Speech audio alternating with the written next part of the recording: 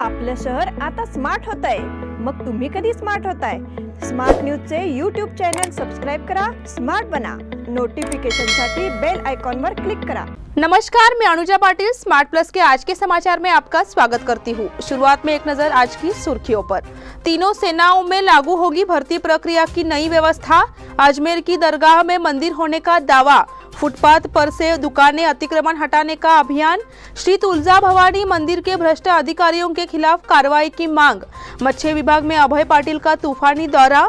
खादरवाड़ी के सैकड़ों कार्यकर्ता भाजपा में शामिल।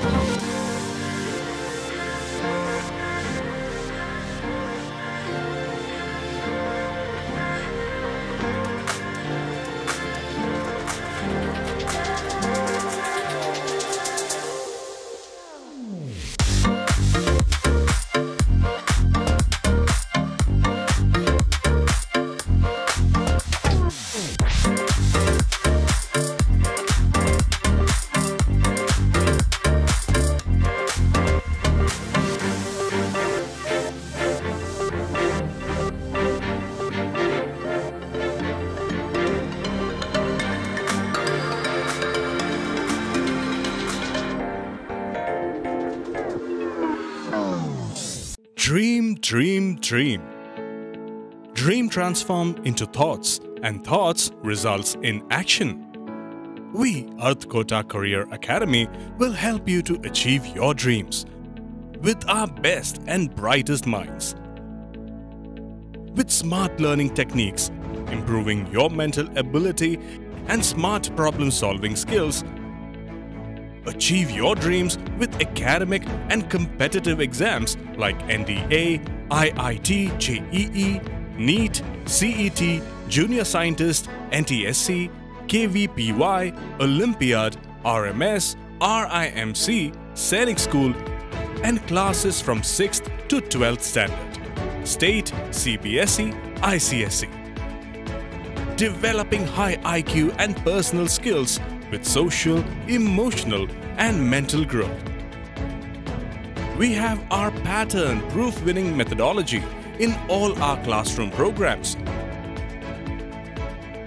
Grab the opportunity and realize your full academic potential and achieve success even beyond your imagination. Read, lead, succeed with us, Earth Kota Career Academy.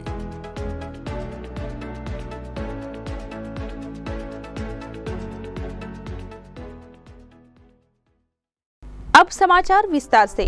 Tour of duty Agnipath योजना के तहत सेना, नौसेना और वायुसेना की तीनों सेवाओं में नई भर्ती प्रणाली के कुछ बदलाव किए गए हैं।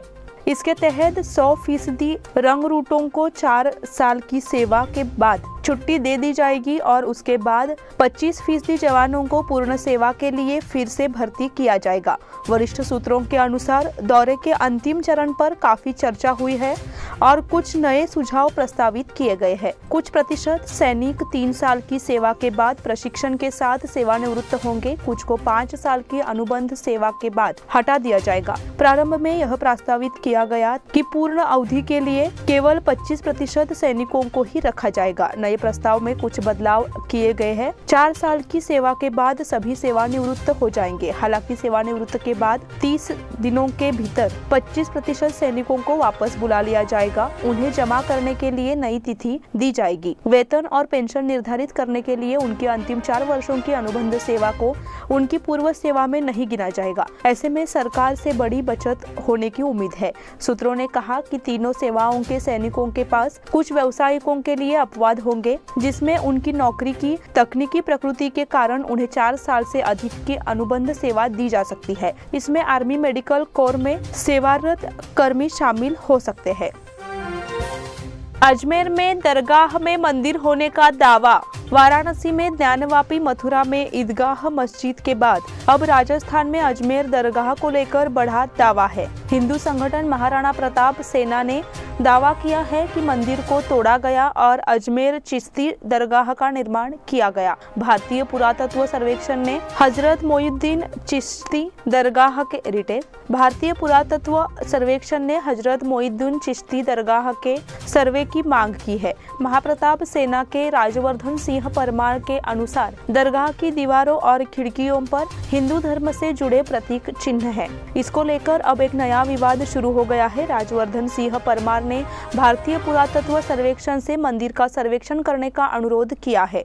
महाराणा प्रताप सेना द्वारा किए गए दावे में कोई सच्चाई नहीं है। दरगाह में कोई निशान नहीं मिले। दरगाह में हिंदू और मुस्लिम दोनों समुदायों के लोग आते हैं। खादिम समिति के अंजुमन सैयद जदगन के अध्यक्ष मोइन चिश्ती ने बताया कि यह दरगाह 850 साल पुरानी है।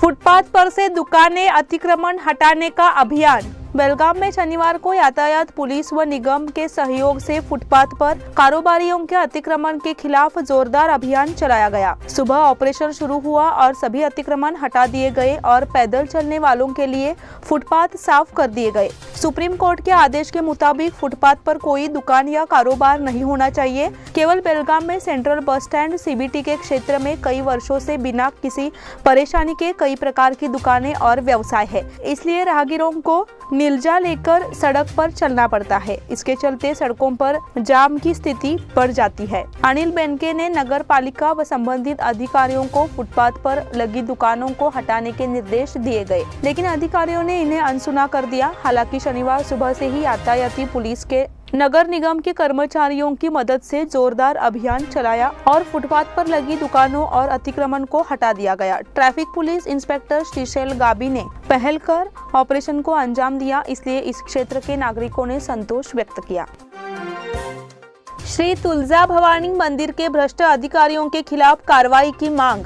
महाराष्ट्र की देवी मानी जाने वाली श्री तुलजा भवानी माता की मंदिर संस्था जहां सरकार के नियंत्रण में है, वही 1991 से 2009 तक सिंहासन दान पेटी की नीलामी में करोड़ों रुपए का गबन किया गया। इस संदर्भ में हिंदू जनजागृति समिति ने हिंदू विधान परिषद के माध्यम से मुंबई उच्च न्यायालय के संभाजीनगर खंडपीठ में एक जनहित याचिका दायर की थी। कोर्ट ने सीआईडी से मामले में जांच रिपोर्ट देने को कहा था। सीआईडी की जांच रिपोर्ट में कई चौंकाने वाले तथ्य सामने आए हैं। हालांकि रिपोर्ट सौंपे 5 साल बीत चुके हैं, लेकिन दोषियों के खिलाफ कोई कार्रवाई नहीं की गई है। महाराष्ट्र सरकार को गंभीरता दिखाते हुए सभी दोषियों के खिलाफ तुरंत प्राथमिकी दर्ज करे, उन्हें गिरफ्तार करना चाहिए। साथ ही उनसे चक्रवृद्धि ब्याज सहित राशि की वसूली करनी चाहिए, अन्यथा हिंदू जनजागृति समिति को सड़कों पर उतरना होगा और राज्यव्यापी आंदोलन शुरू करना होगा और यदि आवश्यक हो तो अदालत में एक जनहित याचिका दायर करनी होगी। ऐसा इशारा सुनील घनवत ने दिया। मत्स्य विभाग में अभय पाटिल का तूफानी दौरा। बेलगाम दक्षिण के विधायक अभय पाटिल ने शनिवार को मत्स्य विभाग का बवंडर दौरा किया। उन्होंने इस विभाग में नागरिकों की समस्याओं को जानने के लिए सीधे नागरिकों से संपर्क किया। उन्होंने उनसे बातचीत भी की और उनकी समस्याओं के बारे में जाना। उस समय शासन के अधिकारी मौजूद थे। उन्हें तत्काल नागरिकों की विभिन्न समस्याओं को हल करने के लिए निर्देश दिए गए। इस दौरान नागरिकों ने क्षेत्र में स्वच्छता, सड़कों और अन्य समस्याओं के संबंध में अपनी शिकायतें दर्ज की। अभय पाटिल ने इस मुद्दे को गंभीरता से लेने और इसे हल करने का सुझाव दिया। इस समय भारत नगर, आनंद गली, अम्बेडकर गली, गंगा गली, कुरबार गली, पाटिल गली, लक्ष्मी गली, बस्ती गली, मारुति गली, लोहार गली, मारगई गली, कचेरी गली, विजय गली, महादेवी गली, ब्रह्मलिंग गली, ब्रह्मलिंग देवस्थान परिसर का निरीक्षण शिवशक्ति अभय पाटिल ने किया। उनके साथ बड़ी संख्या में कार्यकर्ता मौजूद थे। खादरवाड़ी के सैकड़ों कार्यकर्ता भाजपा में शामिल। भारतीय जनता पार्टी ने देश की प्रगति के लिए बहुत अच्छा काम किया है। केंद्र में प्रधानमंत्री नरेंद्र मोदी के नेतृत्व वाली सरकार देश हित में सही फैसला ले रही है। इसी तरह राज्य में बसवराज बोम्मई के नेतृत्व में राज्य सरकार भी राज्य की प्रगति के लिए विभिन्न योजनाओं को लगातार लागू कर रही है। इसी को ध्यान में रखते हुए बेलगाम दक्षिण निर्वाचन क्षेत्र के खादरवाड़ी गांव के सैकड़ों कार्यकर्ता भारतीय जनता पार्टी में शामिल हो गए हैं। उनका भारतीय जनता पार्टी स्वागत कर रही है। ऐसा रिएक्शन बेलगाम साउथ से आया है। अभय पाटिल ने ऐसी जानकारी दी। भारतीय जनता पार्टी में लगातार हित में काम किया है, इसलिए बड़ी संख्या में युवा अब भाजपा के साथ हो गई है, इसलिए वे पार्टी में शामिल हो गए हैं, युवा कार्यकर्ताओं ने ऐसा कहा। अब समय हो गया है छोटे से ब्रेक का। आप देखते रहिए स्मार्ट प्लस।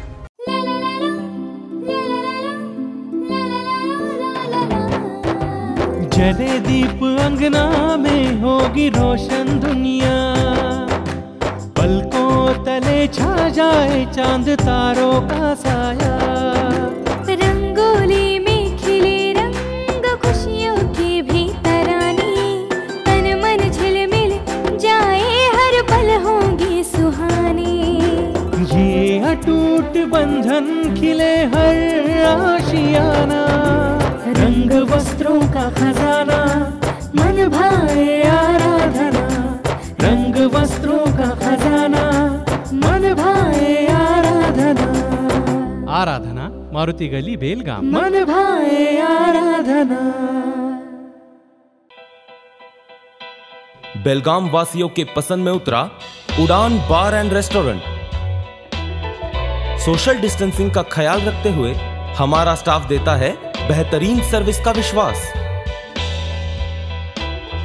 यहां है पार्टी और फंक्शन के लिए 3 आलीशान हॉल, कारपोरेट डिनर मीटिंग के लिए 3 अलग कक्ष, आईपीएल मैच देखने के लिए 3 बड़े स्क्रीन की विशेष सुविधा। इसके साथ ही साफ सुथरा किचन, जहां हमारा वेल क्वालिफाइड स्टाफ देता है क्वालिटी और हाइजीनिक फूड की गारंटी। तो फिर खाने की हो बात तो आना परिवार के साथ। उड़ान बार एंड रेस्टोरेंट, लिंगराज कॉलेज के पास, बेलगावी। फोन 0831 2435 ब्रेक के बाद फिर से आपका स्वागत। जून 1986 में हिंडलगा, बेलगुंदी और बेलगाम क्षेत्रों में कन्नड़ विरोधी विरोध प्रदर्शन हुए थे। विरोधों के दौरान पुलिस की गोलीबारी में 9 लोग मारे गए थे। उन शहीदों को 1 जून को अभिवादन किया जाएगा। महाराष्ट्र एकता समिति के अध्यक्ष दीपक दलवी ने लोगों से अपील की है कि वे इन शहीदों को श्रद्धांजलि देने के लिए 1 जून को सुबह 8:30 बजे हुतात्मा स्मारक हिंडलगा में समय पर उपस्थित रहे। सामरा रेलवे स्टेशन का पुनर्निर्माण जोरों पर।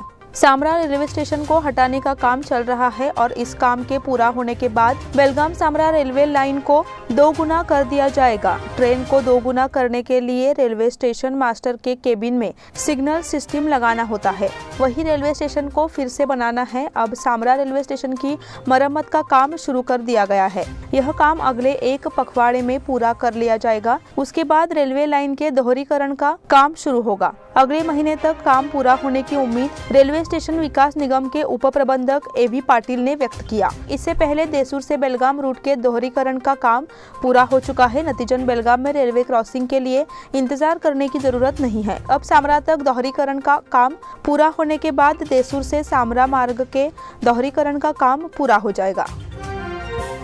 शहर तालुका में कल ब्लैकआउट। ट्रांसफार्मर और डक्ट के मरम्मत के कारण रविवार को शहर और तालुका में दिन भर बिजली आपूर्ति ठप रहेगी। साप्ताहिक अवकाश के दिन विद्युत नियमन किए जाने से लोगों में आक्रोश है।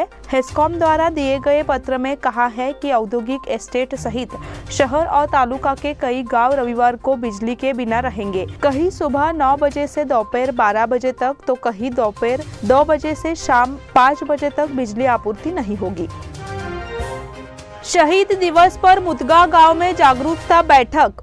अगर मराठी लोगों को सीमावर्ती क्षेत्रों में जीवित रहना है तो संगठित तरीके से लड़ना जरूरी है। मराठा दस्तावेज प्राप्त करना हमारा अधिकार है, इसलिए हमें प्रशासन को जवाबदेह ठहराना होगा। उसके लिए महाराष्ट्र एकीकरण समिति के झंडे तले एक साथ आए, ऐसा आह्वान RM चौगले ने किया। शहीद दिवस पर मराठी दस्तावेज और जागरूकता दिवस के लिए मुदगा में आयोजित बैठक में उन्होंने अपने विचार प्रकट किए। पूर्व तालुका पंचायत सदस्य शामराव पाटिल ने अध्यक्षता की। श्रमिकों का मार्गदर्शन करने के लिए सेंट्रल एम पूर्व विधायक मनोहर किनेकर, पूर्व महापौर शिवाजी सुंडकर, अधिवक्ता सुधीर चौहान मौजूद थे। विधायक किनेकर ने अपील की कि शहीद दिवस के अवसर पर अपनी एकता दिखाने के लिए बड़ी संख्या में मराठी भाषी मौजूद रहे।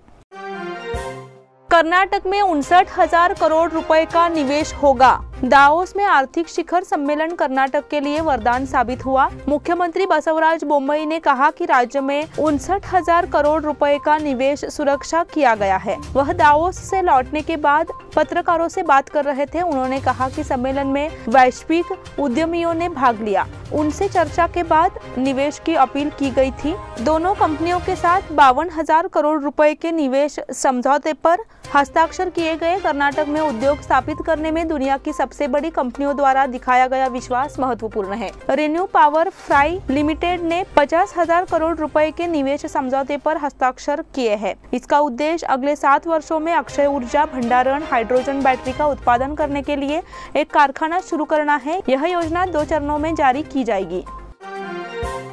इंजीनियर के घर से आधा किलो सोना चोरी। नानावाड़ी रोड पर एक इंजीनियर के घर में घुसकर चोरों ने आधा किलो सोने के जेवर, 1 किलो चांदी और 50,000 रुपए नकद चुरा लिए। घटना का पता शुक्रवार सुबह करीब 7:30 बजे लगा। सूरज मल्लप्पा मासेकर, मूल निवासी कलखाम और सद्य निवासी मराठा कॉलोनी नानावाड़ी रोड, उन्होंने तिलकवाड़ी पुलिस में शिकायत दर्ज कराई है। पुलिस के मुताबिक सूरज मासेकर विदेश में काम करने वाला मैकेनिकल इंजीनियर है। वह इस समय बेलगाम में है और नानावाड़ी रोड पर उसका किराए का घर है। उन्होंने पुण्यतिथि समारोह के लिए गुरुवार 26 मई को खानापुर स्थित अपने घर में ताला लगा दिया था। शुक्रवार की सुबह उनके घर का दरवाजा खुला मिला। मासेकर ने घर का निरीक्षण किया, तब पता चला कि चोरों ने घर का दरवाजा तोड़कर अलमारी में से सोने चांदी के सारे जेवर नकदी चुरा लिए थे। यूनियन जिमखाना में SB Murari memorial cup. Union Gymkhana club में गुड शेफर्ड स्कूल ग्राउंड में under 12 leather ball cricket tournament में एसबी मुरारी मेमोरियल कप जीता। उन्होंने फाइनल में सीसीआई क्लब को 6 रन से हराया। Farhan Shaikh man of the match बने, जबकि Shreya Pote man of the series बने। यूनियन जिमखाना ने 20 ओवर में 4 विकेट पर 117 रन बनाए। उनके फरहान शेख ने और अतिथि ने 29 और अर्जुन ने 16 रन बनाए। सीसीआई क्लब की ओर से स्वयं खोत और वरदराज पाटिल ने 1-1 विकेट लिया। जवाब में सीसीआई यूनी क्लब ने ओवर में 5 विकेट पर 111 रन बनाए और 6 रन से मैच हार गया। उनकी जोया काजी ने 52 रन बनाए। श्रेया पोटे ने 21 और खांडू ने 10 रन बनाए। यूनियन जिमखाना की ओर से अब्बास ने 2 जबकि सूरज और फरहान शेख ने 1-1 विकेट लिया। पुरस्कार वितरण समारोह के मुख्य अतिथि प्रायोजक डॉक्टर गिरीश सोनवलकर, डॉक्टर श्वेता सोनवलकर, पार्षद शंकर पाटिल, महेंद्र कुमार काले, सुरेखा मुरारी, अमित काले, दशरथ नाडुगेरी, संदीप मुरारी, प्रिया मुरारी मौजूद थे। विजेता और उपविजेता टीमों को ट्रॉफी देकर सम्मानित किया गया।